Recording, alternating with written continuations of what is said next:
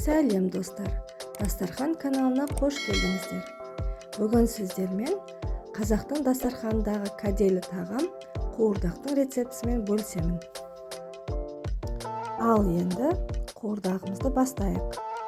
Алдымен сиыр етін жақсылап турап дайындап аламыз. Қабырға сүйектерін пайдаланамыз. Содан соң өкпе, бауыр, бүйрек еттерін турап дайындап аламыз.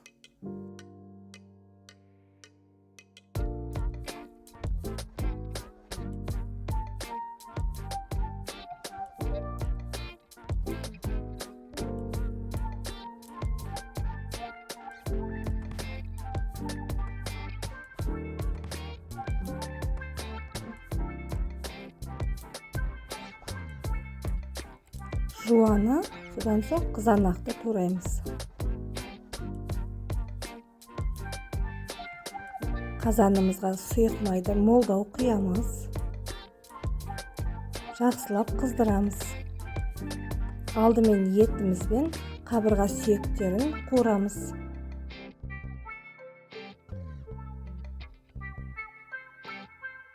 Етті шамамен 15-20 минут қуырамыз.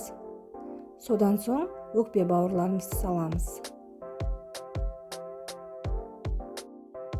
Еттеріміздің бәрін жақсылап қуырып, содан соң жуаны саламыз.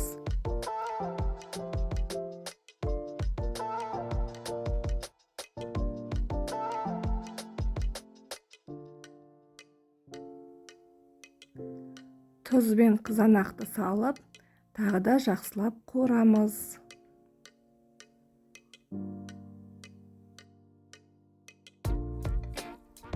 Етімізді жуан мен қызанақтың шырынында 30-40 минут бойы бұқтырамыз.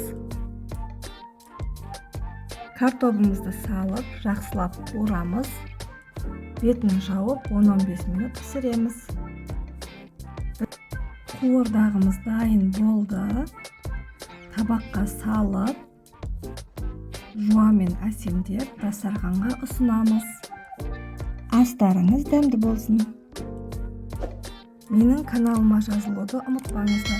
Сіздермен апта сайын түрлі тағамдардың рецептісімен бөлісетін боламын.